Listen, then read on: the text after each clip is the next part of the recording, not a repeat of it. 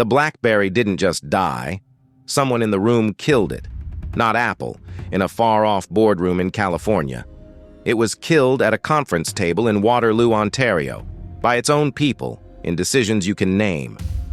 This isn't the story of a company that got old and faded. It's a murder, and the murderers were sitting at its own table. And understand how impossible that should have been. This was the phone the whole world was addicted to. They didn't call it a habit, they called it CrackBerry. The #1 smartphone in America. Presidents carried it, Wall Street ran on it, one book said it was worth more than Adidas or MTV, and then, in about 5 years, it went from the machine everyone held to almost nothing. The comment sections have one word for it: murdered. The real question isn't how Apple won, it's who, inside BlackBerry's own boardroom, pulled the trigger and where the body went. This isn't folklore, and it isn't the viral rumor, the one about a director who supposedly refused to release a secret test operating system. That exact story isn't documented, but something colder and better sourced is. It lives in the Globe and Mail's investigation, 24 insiders on the record, and in the company's own filings, where more than $75 billion in value simply vanished. We'll start with the murder itself, the 3 decisions made in that room that killed the phone. Then how the king rose so high it felt untouchable. Then the collapse. And then the part no one tells you, what happened after the funeral, because BlackBerry isn't actually dead. Start with the killings. The first was an idea worth a fortune, and they strangled it. Jim Balsillie, the co-chief executive who ran the business side, had a dangerous idea: take BlackBerry Messenger, BBM, the thing everyone loved, off the BlackBerry and put it on every phone on Earth, iPhone, Android. Charge for it. Turn BlackBerry from a phone company into the messaging layer of the whole planet. A really big idea, he called it. It might have saved them. It got killed inside the room. In early 2012, a new chief executive named Thorsten Heinz, an insider, just promoted, canceled the cross-platform BBM plan. And according to the Globe and Mail's investigation, he did it with the founder Mike Lazaridis' support. Weeks later, in March of 2012, Balsillie walked out. He resigned from the board in protest, and he said exactly why. My reason for leaving the RIM board in March 2012 was due to the company's decision to cancel the BBM cross-platform strategy. The one bet that might have reinvented them died in a meeting, and the man who dreamed it quit over its body. Then came the second killing, and this one is almost unbearable because the man who tried to stop it was the man who built the thing. Late in 2012, the board met to sign off on the phone meant to save the company, the all-touchscreen Z10, no keyboard. And Mike Lazaridis, the founder, the engineer who'd created the BlackBerry, stood against it. According to the Globe and Mail's investigation, he held up a keyboard BlackBerry and said, "I get this. It's clearly differentiated." Then he held up a touchscreen and said, "I don't get this." He warned that turning away from the keyboard was, in his words, a huge mistake. Some of them agreed with him, and then they overruled him. The new executives had already decided the market for keyboard phones was dead. They built the all-touch phone anyway. He was right. It flopped. And the third killing wasn't a decision. It was a delay, repeated until it became fatal. BlackBerry's whole future rested on a brand new operating system built on software called QNX, the bet the company answer to a platform aging out. And it slipped. Promised for late 2011, pushed to 2012, pushed again into January of 2013. Every month it slipped. The old phones looked more obsolete and rivals ran ahead. By the time it shipped, the world had moved on. 3 decisions: kill the software pivot, overrule the founder, stall the operating system until it was too late. That is the murder, not a slow fade, but choices made by people in a room. To feel the size of what they threw away, go back.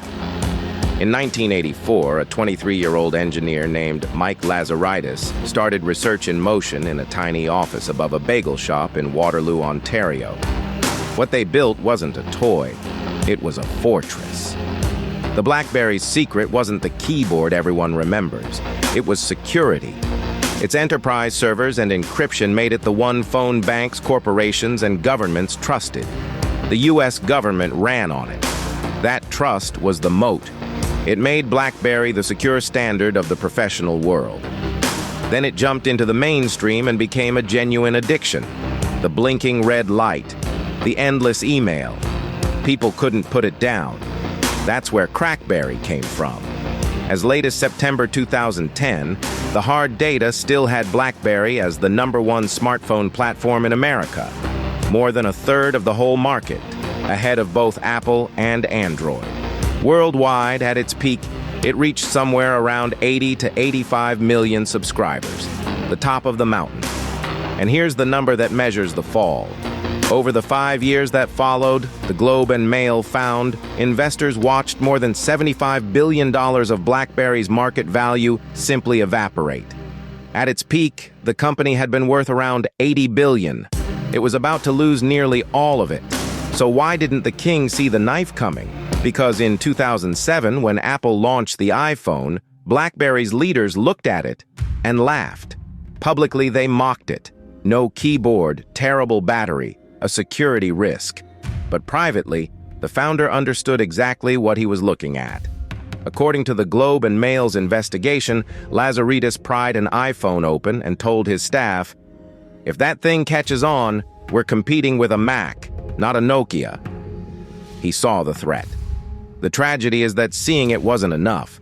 The answer they built was rushed, and the decisions that followed came from that same room. The rush produced the first disaster. Frozen out of the iPhone, Verizon came to BlackBerry in 2007 and begged for an iPhone killer, a touchscreen, no keyboard.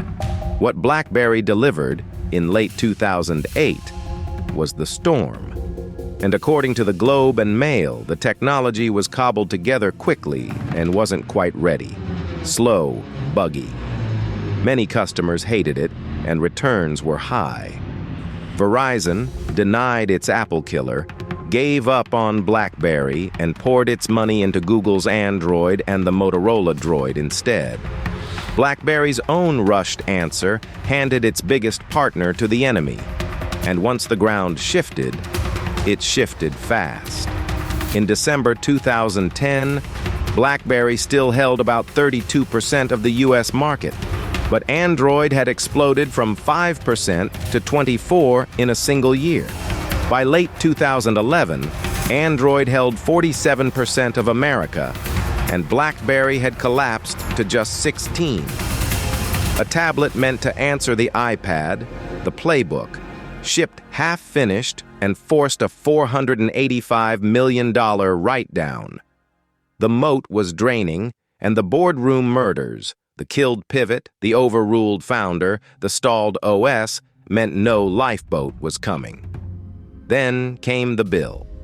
The all-touch Z10, the phone Lazaridis had warned against, flopped exactly as he'd feared. In September 2013, BlackBerry reported a quarterly loss of around $965 million, most of it a write-down on Z10 phones nobody wanted, and it cut 4,500 jobs, 40% of its entire workforce, in one stroke. The company that had been the secure standard of the professional world was firing nearly half its people and writing off almost $1 billion in a single quarter. The murder was complete. The phone was dead. And here is where every other telling stops, at the funeral. But the funeral is where BlackBerry's real second act begins, because in 2016, BlackBerry did something no one expected. On September 28th, it announced it would stop designing and building its own phones. Not because it went bankrupt, it was solvent. A turnaround chief executive named John Chen made a cold, deliberate choice. The iconic handset, the thing the whole world remembered BlackBerry for, had to die so that the company could live. The king killed himself on purpose to survive as something else. So what did it become? Chen, a specialist who'd rescued companies before, reinvented BlackBerry as a cybersecurity and embedded software company. Not a runaway profit machine, be honest. Its revenue is a fraction of the handset glory days, and it's posted losses in some years. But it was saved from breakup, and it found a second empire hiding in plain sight. Remember QNX, the software meant to power the doomed new phones? It turned out QNX had a far bigger destiny than any handset. It was embedded software, built to run machines, and it went into cars. And this is the payoff the documentaries never film. The BlackBerry you remember is gone from your pocket. But there's a real chance you're still using BlackBerry, and you have no idea. By the company's own count, BlackBerry says its QNX software now runs in more than 235 million cars, as of 2022, a figure that since climbed past 250 million. It's inside vehicles from BMW, Ford, Honda, Mercedes-Benz, Toyota, Volkswagen, and Volvo. The screen in your dashboard, the systems that run while you drive. There's a decent chance you turn a key and start BlackBerry every morning. The king everyone buried didn't die. It faked its own death, and it's been hiding under your dashboard the whole time. So what actually killed the BlackBerry? Not the iPhone, not by itself. The comforting story is always, the market moved on. The sourced truth is a series of specific human choices made at one table. Cancel the pivot that might have saved you. Overrule the founder who could see the future. Stall the operating system until the world was gone. The killer wasn't in Cupertino. The killer was in the room. That's why murdered isn't hyperbole. You can name the decisions, and the people who made them were sitting at BlackBerry's own board. And there's a lesson in the afterlife that's easy to miss. What saved BlackBerry wasn't the keyboard everyone remembers. It was the invisible thing underneath. The trust, the security, the software that runs machines. The most durable asset was never the part the customer could see. So when you watch a famous company fail, ask the harder question. Did the market really kill it? Or did its own boardroom? And if it disappeared, are you sure it's gone? Or has it just become something you can no longer see? We open a file like this every week. A giant that looked like a triumph and was quietly something stranger. Subscribe so the next one reaches you. Because BlackBerry isn't the only company killed from the inside. There's another one. A company that basically invented the modern smartphone before anyone else, then tore itself apart in a civil war of its own making. They had the future in their hands, and they went to war with themselves. That story is on screen right now.